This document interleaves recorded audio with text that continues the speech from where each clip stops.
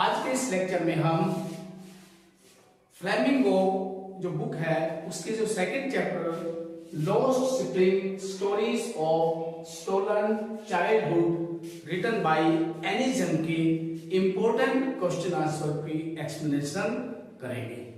First, what is Saheb looking for in the garbage dumps? Saheb कूड़े के ढेर में क्या देख रहा है? वेयर इज ही, वह कहां पर है? And where has he come from, और वो कहां से आया है? इसमें तीन चीजें हैं। गार्बेज डंप में क्या देख रहा है, कहां पर है और कहां से आया है। Sahib is a rag picker, वो कूड़ा बीनने वाला है। he scrounges the garbage dumps for bits of paper, rags, plastic items. वह कूड़े के ढेर में रैग्स, बाइट ऑफ पेपर, कागज के टुकड़े, फटे कपड़े और प्लास्टिक की चीजों की तलाश कर रहा है। He makes living में गुजारा। He makes a living by selling these things. इन चीजों को बेचकर वह अपनी आजीविका, अपना गुजारा चलाता है।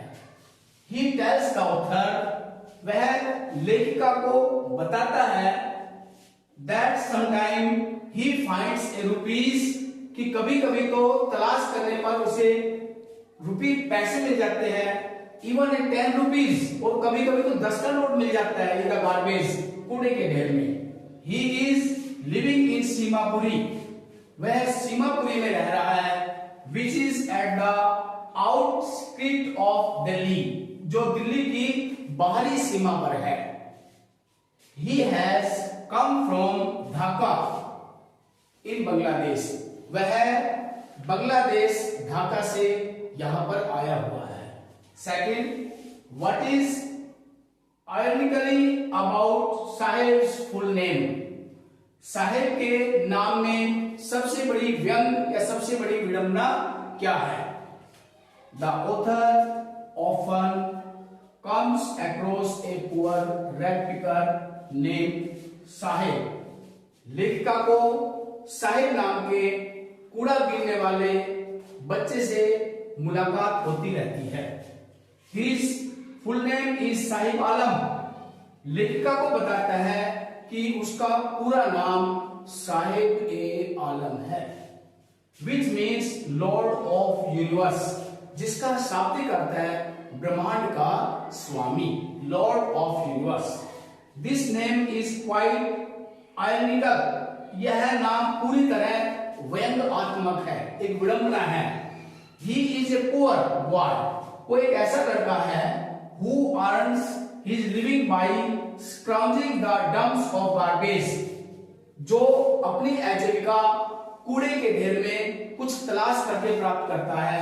फॉर बीट्स ऑफ पेपर, कागज के टुकड़े, एंड रैग्स, जो कूड़े के ढेर में कागज के टुकड़े, फटे पुराने कपड़े और अन्य चीजों को प्राप्त करके अपनी जीविका कमाता है। His life is full of poverty and misery, उसका जीवन गरीबी और दुर्दशा से भरा हुआ है। Next question, now third question. Author says Seemapuri is on the periphery of Delhi, कि सीमापुरी दिल्ली के बाहरी सीमा पर है, आउटस्कर्ट पर है, yet miles away from it metaphorically, लेकिन रूपकात्मक रूप से, रूपक रूप में, व्यंग रूप में, what does she mean to say, वो क्या कहना चाहती है कि सीमापुरी दिल्ली के नजदीक होते हुए भी मिलो दूर क्यों है, वो मेटाफर क्यों यूज करना चाहती है? Seemapuri is a settlement of 1000 rag picker, Seemapuri हजारों रैग पिकर्स, कूड़े बीनने वालों की बस्ती है। It is on the periphery of Delhi, वो दिल्ली की बाहरी सीमा पर है। इट इज डर्टी कॉलोनी, ये गंदी बस्ती है। Where people live in poverty and misery, जहां पर लोग बहुत ही गरीबी और दुर्दशा में रहते हैं। The houses are made of mud, tin and tarpaulins, जो मकान है वो गारा के बने हुए हैं, टीन्स के बने हुए हैं, टार्पोलिन्स की उसमें छतें हैं। The streets are full of dirt and sewage. नालियां है वो गंद से भरी हुई है, रुकी हुई है गंदगी से। There is a complete contrast between the modern Delhi and Seemapuri. यह सीमापुरी और मॉडर्न दिल्ली है, उनके बीच पूरी तरह एक अंतर दिखाता है, कंट्रास्ट दिखाता है कि दिल्ली के नजदीक होते हुए भी सीमापुरी दिल्ली से बहुत दूर है।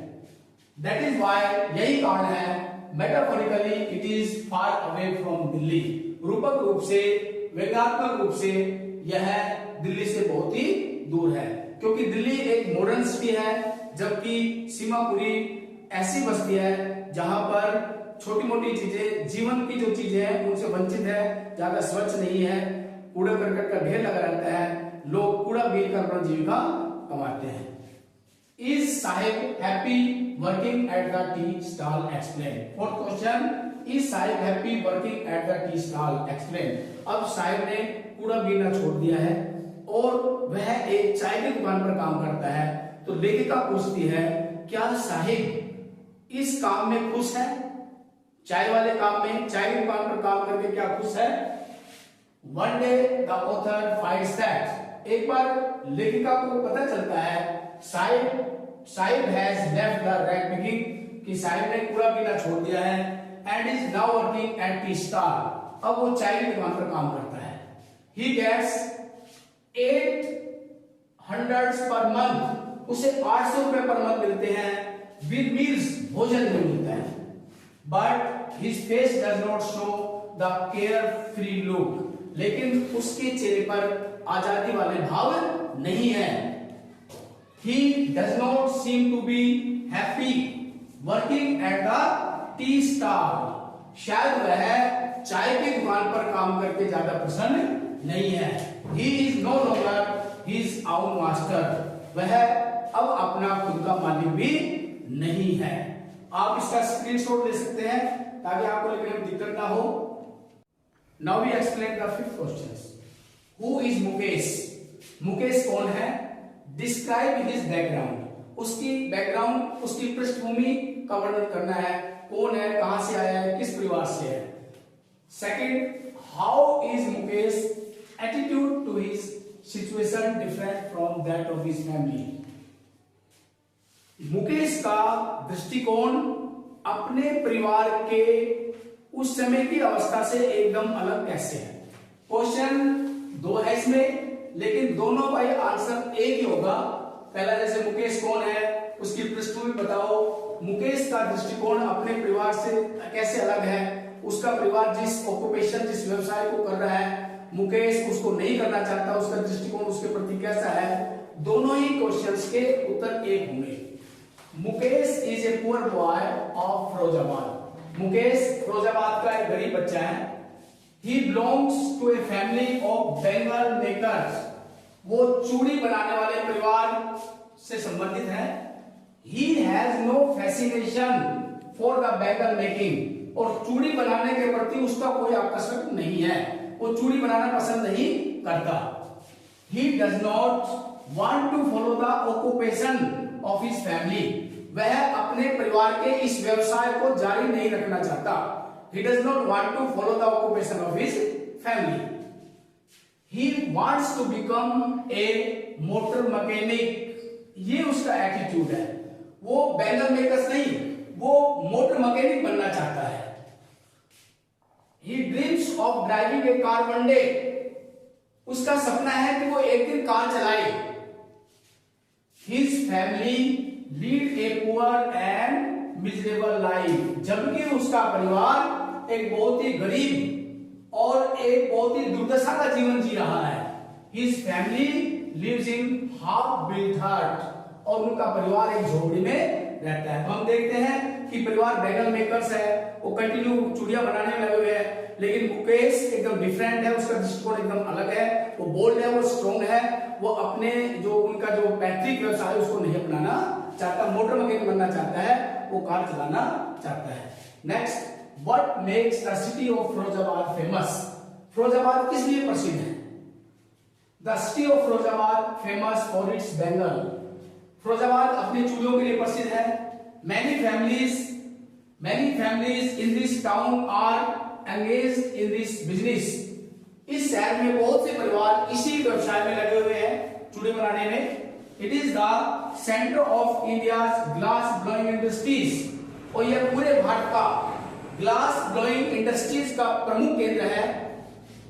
Families have spent generation making bangles for all the women in India. और यहाँ पर बहुत से ऐसे परिवार हैं जिन्होंने भारत की औरतों के लिए चूड़ी बनाने के लिए अपनी पीढ़ियां खपा दी है।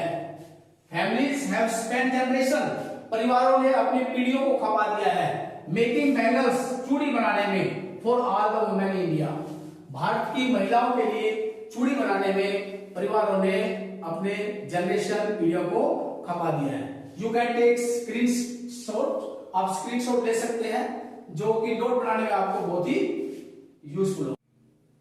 Now the seventh and last question, mention the hazards of working in the glass bangle industries. Hazards, risk, dangerous. Mention the hazards of working in the glass bangles. Glass bangles जो चूड़ी बनाने का जो उद्योग है, ग्लास बैंगल इंडस्ट्रीज है, उसमें काम करने की क्या खतरे हैं। Working in the glass bangles industry is hazardous. Glass bangle industries में काम करना बड़ा ही जोखिम भरा हुआ है। टू हेल्थ, किसके लिए? सेहत के लिए बहुत ही डेंजरस है, बहुत ही रिस्की है। Adults as well as children work in the unhealthy conditions. बड़े और बच्चे भी अनहेल्दी कंडीशंस में स्वास्थ्य के प्रति प्रतिकूल परिस्थितियों में काम करते हैं। They work in very dim light, वो एक मंदिर रोशनी में, बहुत ही कम रोशनी में काम करते हैं। As a result they lose eyesight, परिणाम स्वरूप उनकी आंखों की दृष्टि चली जाती है, रोशनी चली जाती है।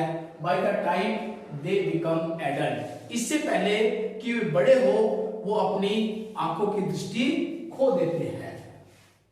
They have to work on the furnaces with high temperature. Furnace भट्टियां, they have to work on furnace with high temperature. उन्हें उच्च ताप पर भट्टियों में काम करना पड़ता है। डार्क सेल्स, और जहां काम करते हैं वो बहुत ही अंधेरी कोठरियां होती है। Without enough air and light, जहां पर ज्यादा ना तो प्रकाश होता और ना ज्यादा पर वहां एयर होती, अनहेल्दी कंडीशन होती है पूरी तरह। They have to grind glass, जहां उन्हें शीशे को ग्राइंड करना पड़ता है, रगड़ना पड़ता है। एंड हैव टू इनहेल, और इस तरह वो इनहेल सांस में भी चला जाता है। जब वो ग्लास को ग्राइंड करते हैं, सांस लेते हैं, उनके साथ उनके द फाइन ग्लास पार्टिकल्स, कांच के महीन कण उनके अंदर चले जाते हैं जब सांस लेते हैं। The authors come across a child named Mukesh, वहां पर उसे मुकेश नाम का एक लड़का मिलता है who works in glass bangles industries, जो कि कांच उद्योग में काम करता है, कांच की चूड़ियां बनाने वाले उद्योग में काम करता है। His grandfather became blind with the dust from polishing glass, और उसके दादा इसी उद्योग में काम करते हुए उन्होंने अपनी जो आंखें खो दी थी, किससे? डस्ट फ्रॉम पॉलिशिंग ग्लास, चूड़ियों में पॉलिश करते समय जो महीन कण थे उनके कारण उनकी दृष्टि चली गई थी। तो हम देखते हैं कि ग्लास बैंगल्स जितने भी वर्कर है कितने अनहेल्दी कंडीशन में उन्हें काम करना पड़ता है।